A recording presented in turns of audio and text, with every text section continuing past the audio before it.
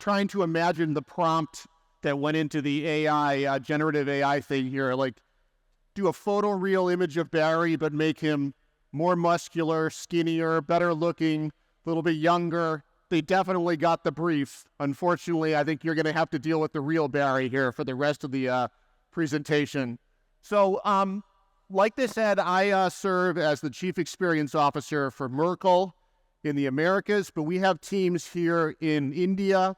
And one of the things that I do, obviously, as the CXO is I stand up teams of designers, of experienced creatives, and think a lot about what we need to do to kind of make these teams successful. And so one of the things that we want to kind of talk about today is one of the fundamental things that I really think about when I'm trying to stand up these successful teams. And I was going to sum it up probably best with a statement that one of our team members told me a couple of years ago. It sounds a little bit like maybe an insult, but actually I think it's a compliment. She said that working here feels like going to graduate school. And what that really sums up for me is this notion that I think the secret to our success in standing up really great and successful design teams is this notion that working here is like being in a teaching hospital. You are learning on the job. You're constantly learning as you're actually delivering work for clients. And so I think a lot about how do we actually make that happen for people in our design community? How do we actually kind of create that learning environment? So we do a lot of things. One of the things that we really do, and I believe a lot in, is teams. We try to work in very consistent teams where everyone can learn from each other. They learn how to work together.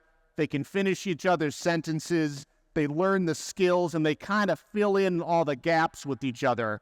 We also believe in meetups. How do we get people from across North America or from India and Brazil to actually spend time together in summits and learn from each other? But with our company, as big as we are, we've kind of recognized that we actually have to have even more programs than that. And so one of the things that we've started to do is a lot of content where we talk with experts in our business. This is a bunch of content that we create that's called Fast Currents that you can find on YouTube, you can find on Instagram. If you can somehow get around the illegal ban here on TikTok, you can find it on TikTok.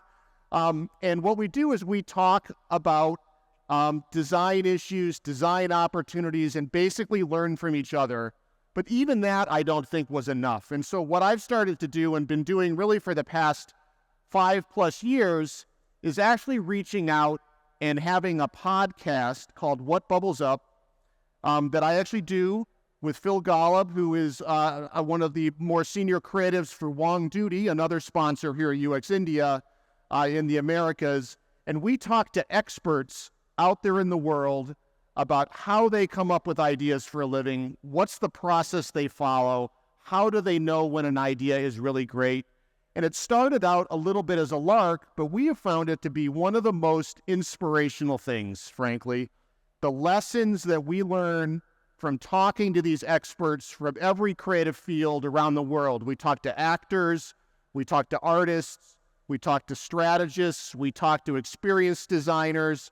The things that we learn, I've really kind of taken to heart, and I apply them every day. And so really what I want to share with you here for this presentation to kick off the day is, I forgot I had this slide in here. The secret, one of the amazing things about having a podcast is, ironically, I can cold call anybody, and if I ask them to be on my podcast, they almost always say yes. There's something about having a podcast. People really want to be a part of it.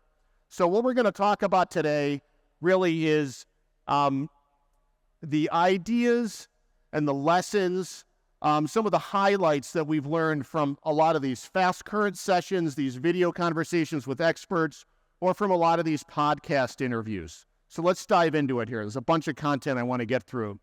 So this first person that we talk to a lot is a guy named Dave Meeker. Dave is a really interesting guy. He does a lot of work with emerging experiences. He is a member of the Meta Global Creative Council, does a lot of work with MIT. He is a musician. And so his world is all about trying to keep up with AI. right? And so I asked Dave a little bit in this podcast what it was like recently, and he told me this story. He told me about how the team had gotten really excited about chatbots sort of becoming more generative AI conversational agents, and how they started experimenting with in-world to actually create avatars. So instead of typing in a chatbot conversation, you're actually talking to an avatar. And they got really excited. And then 2 weeks later, they started to mess around with actually doing generative video. And so this is basically based on a still. We were able to create a video of Pete Stein, who's our global president for Merkle. And we created a chatbot that looks like you're actually talking to a real person, right? And then 2 weeks later, they discovered this other brand called Hedra, which goes even farther. All of a sudden, here you're able to now posterize kind of an image and do a Banksy-like, sort of like avatar experience. And then 2 weeks later, Mark Zuckerberg, with his crazy tan here, he needs to learn how to wear sunglasses better, literally this week just posted a video about how there's going to be hundreds of millions, maybe even billions of AI avatars just sort of like running around doing all these things for us.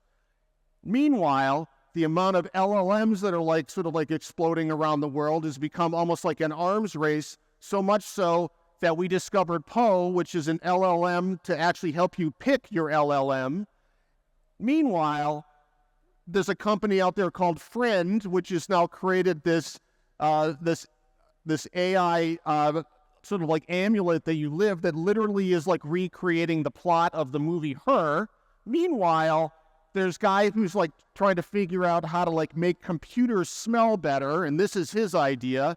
And then meanwhile, there's an opportunity now to have a generative AI as a robot on your desk, just sort of like driving around. And so this is like, he sort of says, Barry, this is basically what it's like when I'm trying to advise the company on AI. And this was literally kind of his expression with all of this pace going on. We feel this every day, but for the people who are really, really in it, it's a whirlwind of change. And a lot of these ideas are crazy, and a lot of these ideas are you sort of like the inkling of something good, but the main thing is that they're coming fast, and as soon as you start to figure something out, there's something else that kind of gets in the way. And so we asked him, like, what are the real takeaways from some of this?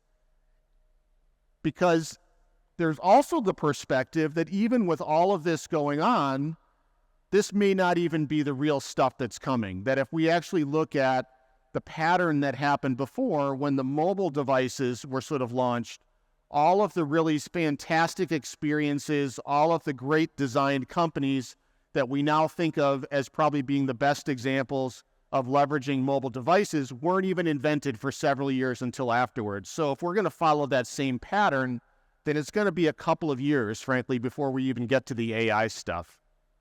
And so the takeaways from the conversation from Dave, to me, are, for a long time, we've really built a lot of our business on this idea of benchmarking. We know what good is, we know what great is, we know what not very good is, and so we can talk with our clients about where their gaps are and how to get them to great. I'm not sure we can do that anymore. Things are changing so quickly that really looking backwards to try to help a client understand what they ought to be doing now probably doesn't make sense in a world where every 2 weeks there's literally a new LLM and literally a new platform.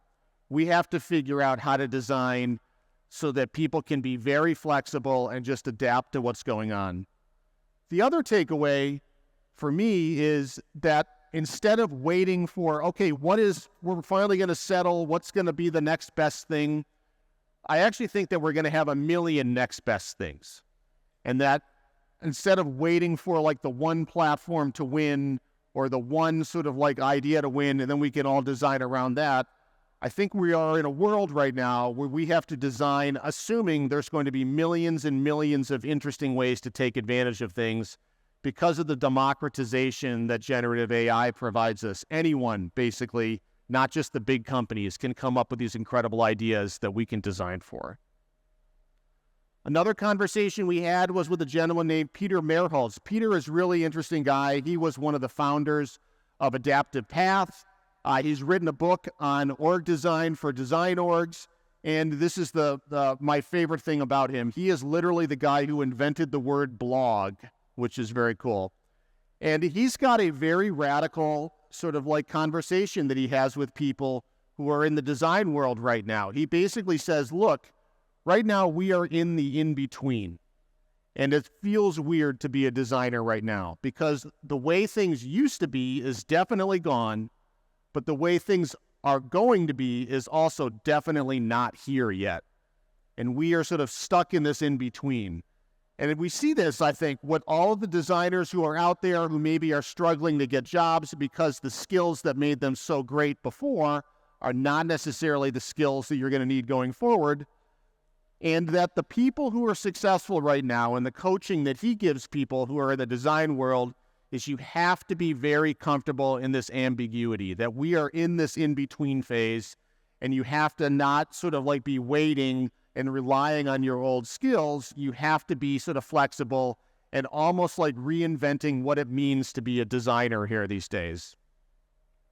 The second thing that he talked about is because of this liminal phase that we're in right now, he says that there's a necessary process that designers need to go through right now that he calls ego death, which is basically you need to let go of your sort of self-identity of who you were as a designer, that you were all about the craft, that this is what really made you special, is the fact that you had incredible taste, and you actually have to just simply focus on anything you can do to make impact, including many things that may not necessarily be incredible design or may not necessarily be incredibly beautiful.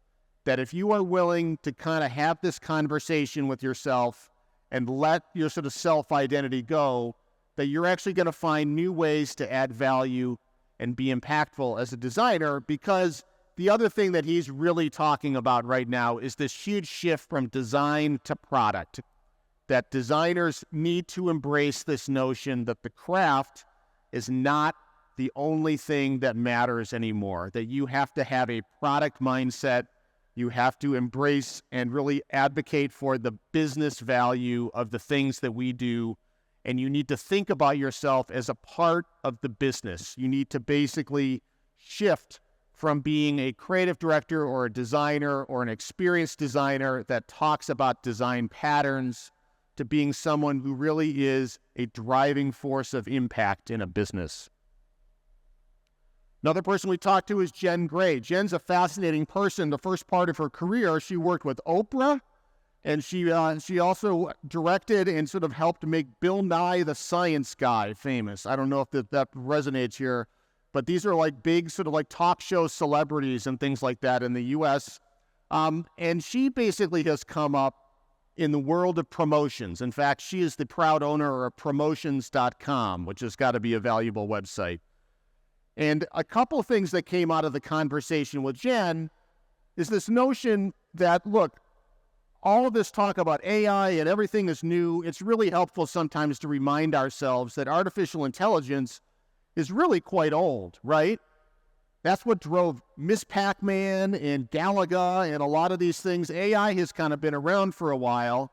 And if we think about it from that perspective, the things that we loved about it back then was the sense of joy that it gave us, right? The sense of sort of like delight and like the inventiveness. And she really tries to talk with her teams about how sort of embracing that aspect, not only thinking about it as an efficiency play, but actually as a way to kind of create delight and joy. She also really likes to look at any kind of experience, any kind of design, any kind of product that she and her team make really as a game, because she believes that game theory drives everything, and game theory is actually the secret to high performance. For example, she talks a lot about white hat, black hat theory. White hat theory is basically if I offer you a free gift, if you do something, maybe you're going to do it. Black hat theory is I actually take something away if you don't do it. And what's so interesting is that black hat theory actually drives far more behavior than white hat theory. It's why people are so desperate to keep their streaks alive on Snapchat, on Peloton. This notion of losing something and sort of avoiding that is actually more powerful and motivating than getting something for free.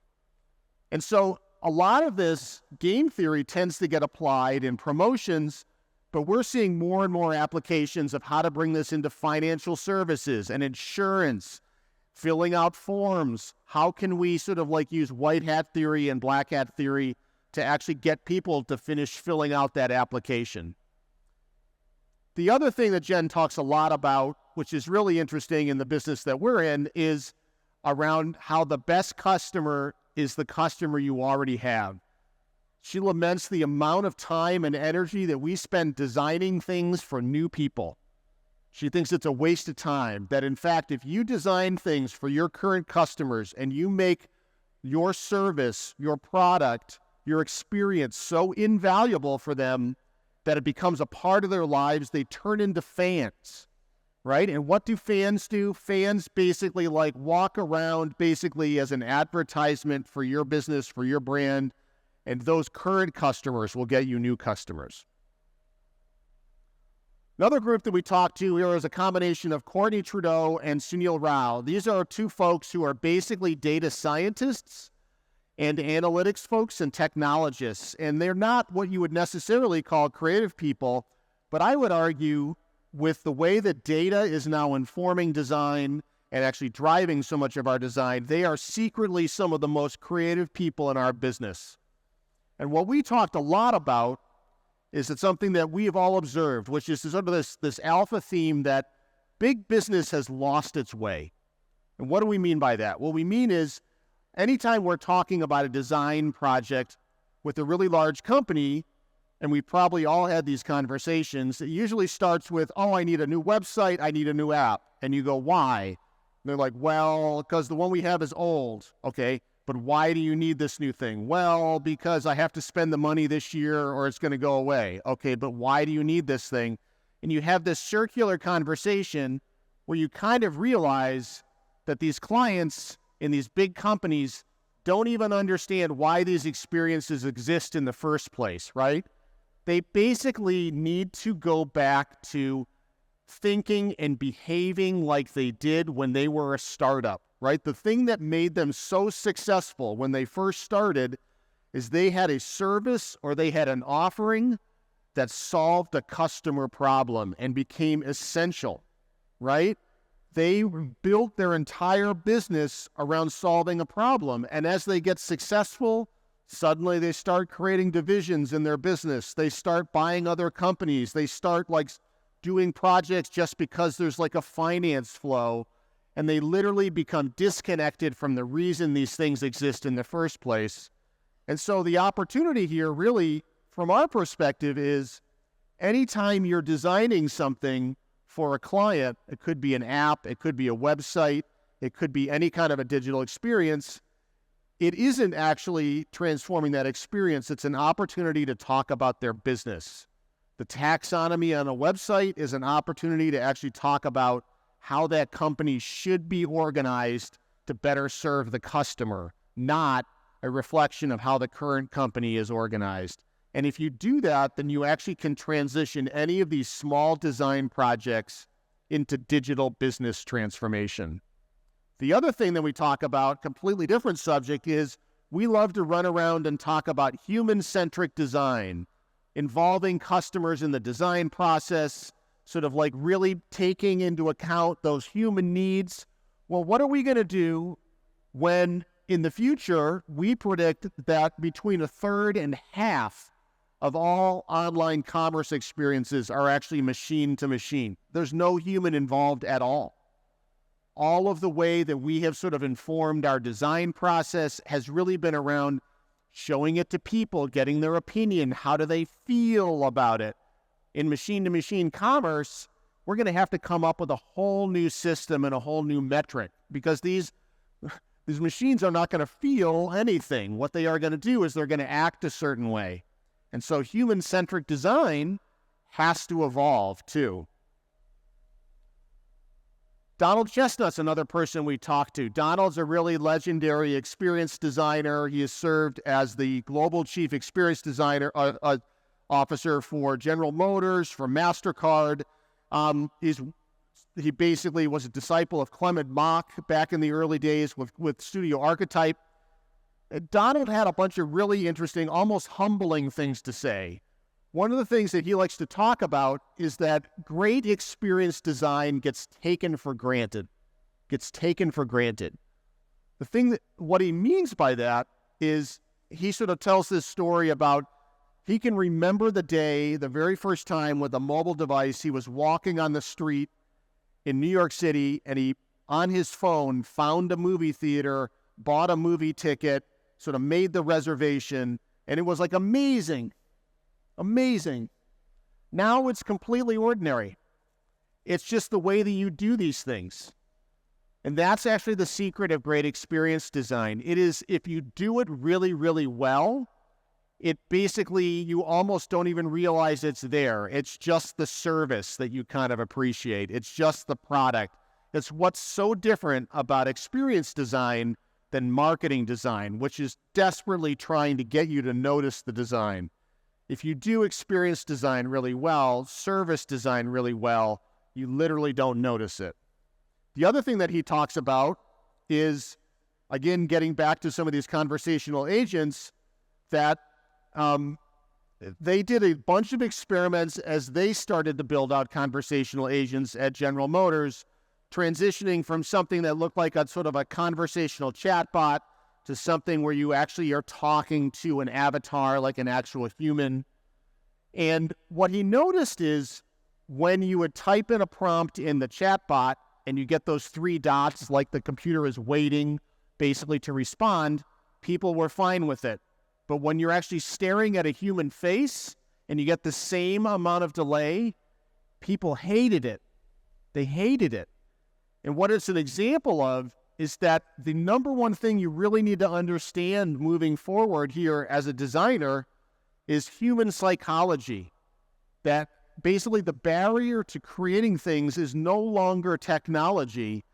The barrier really is more around human acceptance. And so even though we can put an avatar on there, it actually changes the human perception of that, what that experience should be, and it makes them more annoyed that they have to wait for a response.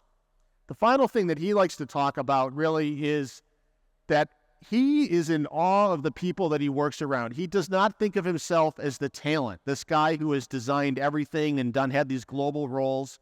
He really thinks of himself a little bit as the ringmaster in a circus, the curator of talent, and that his entire job as a design leader is trying to figure out the best way to have all of this talent work together to do something spectacular. Final person here, Tracy Wong. Tracy is in the Clio Hall of Fame. He is the founder of Wong Duty. He put the Wong in the duty, as I think Phil would say. And he's a fascinating designer, basically. And what Tracy likes to talk about is how to kind of come up with ideas. And what he likes to say a lot of the time is that the best way to find an idea is to just let go. We actually heard this, if any of you were in the or watched the Design Women panel yesterday. One of the participants talked about sometimes she just takes a nap and then she wakes up and she actually has a great idea. It's all about the incredible power of subconscious, of distraction. And Tracy talks about how he encourages his design team to not just sit there and grind away forever, to get up, to go walk in a park, to get up, to go see a movie, to find some distraction, to kind of sleep on it. And that his experience over and over again has been that actually allows the brain subconscious to work and for you to actually kind of find ideas faster. The other thing Tracy talked a lot about is what makes really high-performance teams. So Google did a big study called Project Aristotle, trying to figure out what is the secret to building super high-performance teams. Is it hiring people only from elite universities? Is it paying them a lot more money? Is it sort of figuring out who the smartest people are? And the answer was actually really, really simple. It's this notion of, do you feel safe and do you feel heard? that the highest performing teams scored the highest on those two metrics. So people who are from less fancy universities, people who theoretically weren't as smart as other people, those teams would actually outperform other teams that were higher in those metrics if they felt like they were a team, if they felt like they were safe to kind of be themselves, express ideas, and if they felt like their boss heard them. And this is really, I think, the notion that's driving a book that he is putting out really soon around this notion of creative democracy. It's all about this sort of like, as a design leader, remembering what it's like to work for someone, having this sense of empathy, like remembering what it is like, and sort of making the whole process what he calls idea-centric and not ego-centric. So as I kind of wrap up here, what's the big lesson? I would sort of say, like, I kind of think about three things here, that all of this sort of like advice, I think, really helps me think about the way we should be building teams, the way we should be building process. But ultimately, what it does is it reminds me over and over again that the experience really matters. It matters from a brand perspective. This is one of my old bosses here, Lee Clow, who was one of the stars of Chiat/Day, TBWA Chiat/Day, and he used to always say, a brand is a promise, and the experience is how a brand keeps its promise. He would basically say, Clement Mock would say, the experience is the brand. I would actually say these days that keeping your promise is probably the most important thing. If Nike is going to say something about their brand, or Shiseido is going to say something about their brand, or any sort of big business is going to say something about the brand, the kinds of things that we design in the CX community is how those brands really kind of come true and keep their promises. It also really matters, and we know this from a business perspective. If we're really honest with ourselves, 99% of products and services out there are pretty similar to all of their competitive products and services. And the way that you're going to win in the experience economy is by surrounding that product or service with a superior experience. Literally, the things that the people in this room do is going to make the difference between a hit product or a hit service and a complete failure. It's not going to be the product or service itself. And then the final thing that I sort of take away is that from a global cultural standpoint, the experience really matters. We have the opportunity at Merkle to work globally with teams around the world, including all across India. And being here is really important to us. We are here in the largest democracy in the world, in a country that is soon to be the largest country in the world, getting the opportunity to talk to everyone here in this room in the largest CX conference in the world, because we believe that the experienced leaders for tomorrow probably aren't coming from the United States or from Europe. They're actually probably sitting right here in this room and in rooms like this in India, that really the future of experience is going to come here. So this is my final slide, I swear. I know I'm over, but shameless plug. We'd love to have you all follow us on Instagram and on YouTube. The Fast Currents content is great. I think you'll love it for your communities. And you can subscribe to What Bubbles Up if you go on. You can find us on Spotify, on Apple Podcast, and go ahead and follow me on LinkedIn. So thank you very much.